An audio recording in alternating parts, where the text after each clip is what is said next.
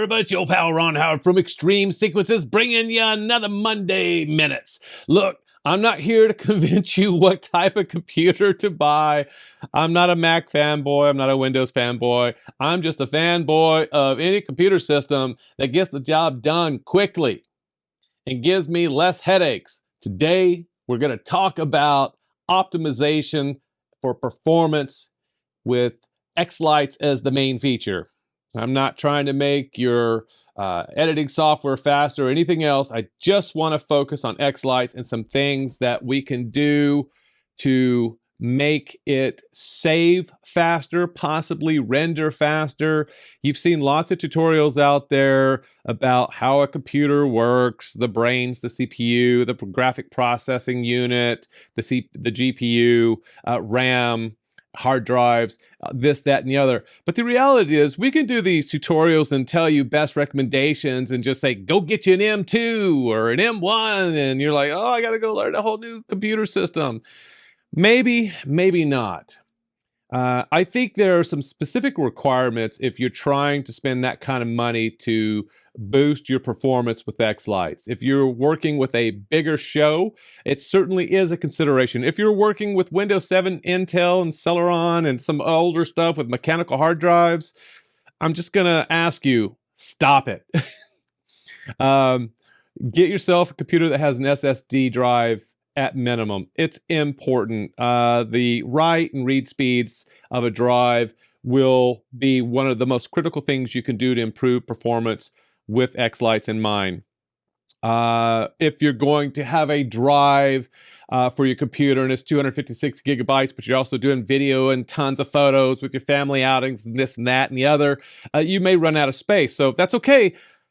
You don't have to go out and put the most amount of hard drive space in your computers. I didn't on mine. I'm rocking 1 terabyte on my MacBook Pro because I didn't want to spend that ridiculous money for extra storage space on my MacBook Pro. I just thought it was absurdly expensive. And I'm not afraid to spend money, but I just thought that was dumb money. So I purchased an external drive that I'll share with you in a moment. And then I'll talk you out of getting that drive. And then I'll try to talk you into getting a drive I think would best benefit you, whether you're working with xLights or anything else, if read and write speed is important and storage space is important. Okay. But you're thinking, what if I don't want to go out and spend money on a computer and I don't want to go out and spend money on external drives? I just want to make what I have work the best that it can. Then let's talk about what we can do in xLights that maybe help you with this. This hobby can be very expensive, and the last thing I want to do is try to convince you that you need to spend more money. Maybe you do, maybe you don't, okay? Like I said, it's an expensive hobby, and the tools needed to make this hobby run smoothly can start to creep up there. Having a computer is one of these tools that's fairly important. Now, if you're a seasonal lighting addict, and you just come back every year around August through September and you get your show up and going and you don't really grow it too much, then this may not apply to you. But if you're somebody that grows your show year over year and you want to keep up with all the updates that xLights can throw at you, then this might be important. But before we begin, smash that thumbs up. I'm sure going to ask you to do that and consider subscribing to the channel. It does help. Let's talk about some software things we can do in xLights. xLights is a very expansive application that runs on Windows, Unix, Mac, and I'm on a Mac because I feel like it performs better for me in this environment than it did on the Windows. And in xLights, there are some things we can do, whether you're on Windows or Mac, that might help you. I'm going to introduce one today you've probably never considered, and even xLights might even say, I wouldn't do that. But you know what? I'm going to say, I'd give it a try. All right, here we go. We want to make sure that we go to our preferences, and that's going to be a window that looks just like this. And right off the bat, we see all our stuff about backups. I'm not going to go into that. There are two key areas here I want to focus on. We're going to go to the last item here, the other. And this is going to differ depending on if you're using Windows or you're using Mac. If you're on Windows, you will see the hardware video decoding. I do suggest you turn that on and see what that does. Mileage varies depending on the hardware you have in your system. It's either going to make it render faster or slower, just make it crash. I don't know. You just have to try it out. The GPU rendering used to be experimental GPU rendering until we realized that nobody was going to be electrocuted when using it. So now it's just GPU rendering. I leave it on all the time. Do some sequences render faster with it? Yes. Do some sequences render faster without it? Yes. Which one do I choose? Yeah. I'll just leave it on. Doesn't matter. If you're using a Mac, I suggest leaving video codec at H.265, and I don't mess with bitrate. Couldn't tell you what it's going to do. Never seen any benefit by changing those numbers. Okay. The one that you may not have ever considered is this FSEQ version, save FSEQ file on save. By default, this is on. Your FSEQ is a necessary file that's proprietary to xLights that encapsulates everything about your show that your show player or xLights would need in order to play back your show. So whether you're rocking xSchedule or you're rocking Falcon Pi Player, or you just want to play something from xLights, it relies on that to send the data out to have lights go blinky blinky. So it's fairly important. But let's say that you've got this fairly big size show and you're just seeing the beach ball turn on the Mac or the Windows side. It just seems like it's taking almost as long to save the file as it does to render. And I see this more on the Mac side. I have to be honest. It seems to be where I see this Achilles heel, the beach ball taking 30 seconds to save. So I had reached out to Dan some time back, and I think he was on one of our xTreme talk calls and said, hey, why don't you just turn off the save FSEQ file on save? And I said, because it tells me I'm a bonehead if I do it. You're not going to lose anything. What it's going to do by me turning this off, and watch it here. Oh no, warning, turning off save of the FSEQ is really not recommended. This will often require you to re-render, big deal, a sequence every time you load it. I disagree. All to save yourself a couple of seconds save time. Wrong. How about 30 seconds? 40 seconds? It depends on the sequence, depends on the size of the show, depends on the effects. It's all relative, right? So it's not just a couple of seconds. So I'm going to say, okay. Oh no, what have I done? Did I just delete my FSEQ file for this sequence? No, it's still there. It hasn't gone anywhere. So I'm going to just move this out of the way. So this sequence is playing back now, and there's no problem with it. Nothing at all, nothing. And what I'm even going to do to sweeten the pot here is I'm going to put the butterfly, the world's greatest effect ever, on my show, and it's going to play right away. Look at that. It's playing. It renders in the background all the time anyway. So if I were to hit render now, a manual render, it's going to render it so I can see it play back, but it's not going to overwrite the FSEQ file that already exists that I might need if I was going to start my show tonight. That'd muy malo, that'd be a problem. So you have to make sure you turn that back on when you get close to showtime and you're done with your mapping and your sequences, okay? That's important to know. So here's what I'm going to do. I'm going to save this so I can save that change of me adding the butterfly effect to the sequence. And I was going to say, how long did that take? 0.5 seconds. The original time this took to save was closer to 20 seconds the first time I saved it. Sometimes it's 30, sometimes it's 40. Just depends on how xLights feels that morning. Okay, so what I'm going to do here, I'm just going to close down xLights. I'm going to quit out of it, and I'm going to relaunch it so we can see what happens with the butterfly. Yes, save the settings. It's asking me, hey, do you sure you want to save this whole thing about not saving the FSEQ file or overriding it when you hit save? Yes, let's leave that alone for now. So this is going to come back up, and I'm going to open up the same sequence. So we'll click over here, open. This is Everybody Loves Christmas, the main one. And this will launch. Oh, look at all this DDP. That's a different video. Don't ask. There we go. And the beach ball spins. They wish they would change the beach ball. All right, so here's my sequence. Does it play back? Did I have to render? I didn't have to render. Look at that. Still relying on that FSEQ file. Look at that. Look at that. What about this area over here? Oh no, what happened to my butterfly? Well, don't you worry your pretty little head. It's going to play just fine. If I click on this, 4, 3, 2, 1, it's always rendering in the background. Isn't that special? I think it is. And so now I can play this. And when it gets to the butterfly effect, it's just gonna play it. So if I'm mapping, if I'm sequencing and I'm adding things, I don't even worry about hitting the render button ever until something isn't playing back. And sometimes if I just give it a little bit of time, seconds, it's gonna start showing me the effects anyway. Most of it shows it right away. But when you get really busy with a large show, you might see it wants to take a little bit of time, but that's okay. So again, if I wanted to render this, I'd render it, and I don't know, it's probably going to take 30 seconds or so. And then the save time is still going to be 0.5 seconds. That save time is really important to me because I will hit save often. I don't wait for 3 minutes. I don't trust xLights is not going to crash at 2 minutes and 59 seconds. It just happened to me too many times. Especially if I'm dumb enough to go over to my layout and dick around in there when I know better when the sequence is open. That's when it's gonna do this lovely little kaboom crash. And then I get to fill out that report, and I always put the same words in there, and I'm sure you can't repeat those here, but they're funny.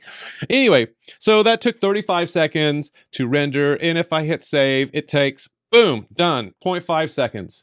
That's a fast save, and that's what I'm talking about here. I think that's pretty cool. That's something for you to try.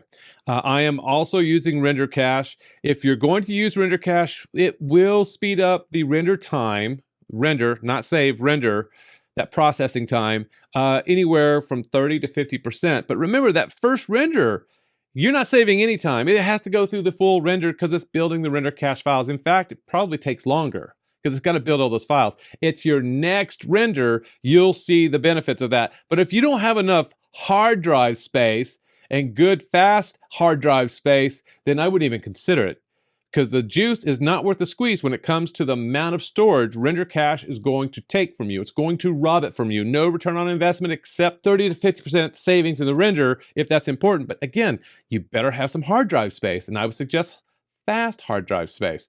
So my computer here that I told you I purchased, and I only got it with 1 terabyte, and I knew I would need external drive because that 1 terabyte was not going to be enough.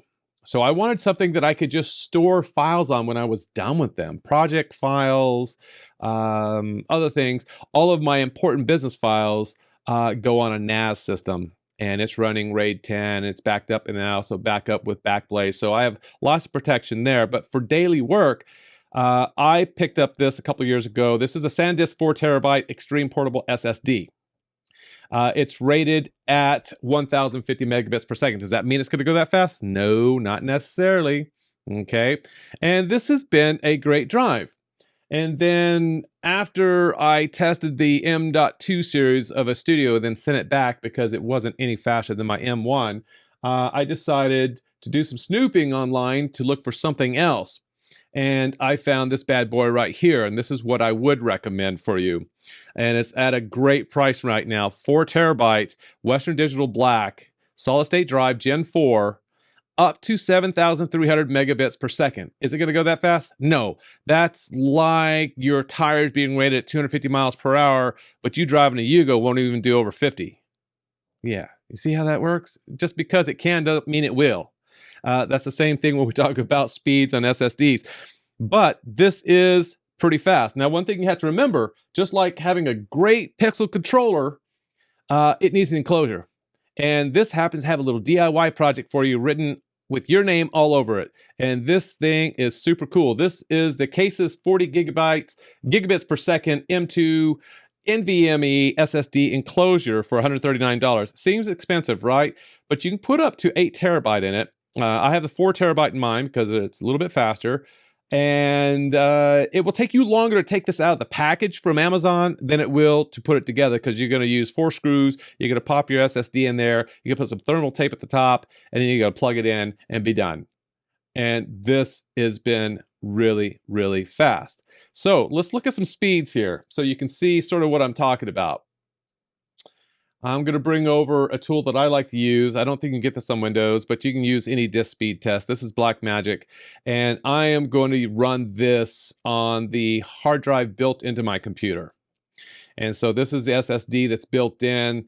First little pass here. This is based on 5 gigs of data that is processing. So we're looking at 5,000 megabits per second on both sides, 5,100. That's fast. Is there faster? Yeah. You got the money. You can always go faster. So let's look at that first drive, that little SAN disk that I picked up that we call SSD. Let's see, xTreme. There you go. Let's open this one and let's do the same test on this. Now this one is rated at 1050 megabits per second. We're not going to get there. And this is all USB-C connected directly in.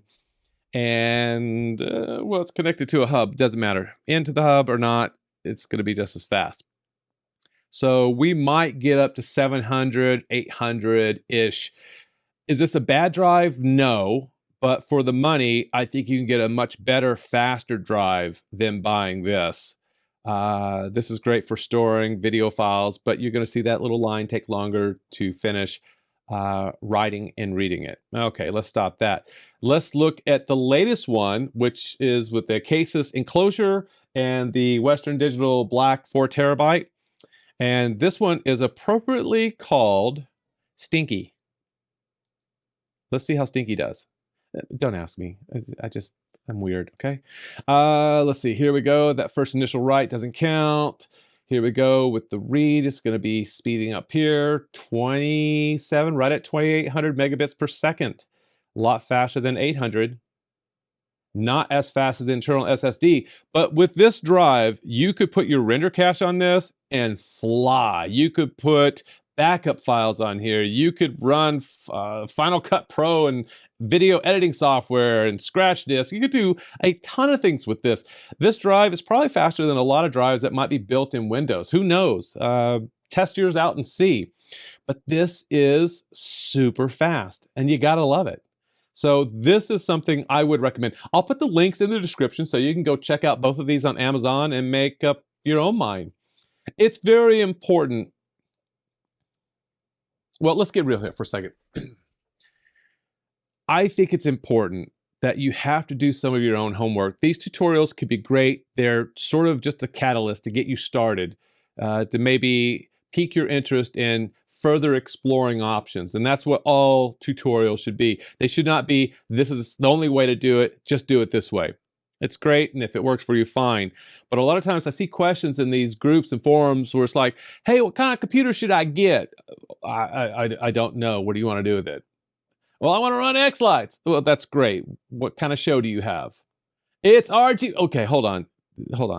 You know, at that point, maybe jump in Zoom. I don't know. But the more information you give, the better. Such as, how big is your show? How big will it grow? What type of show?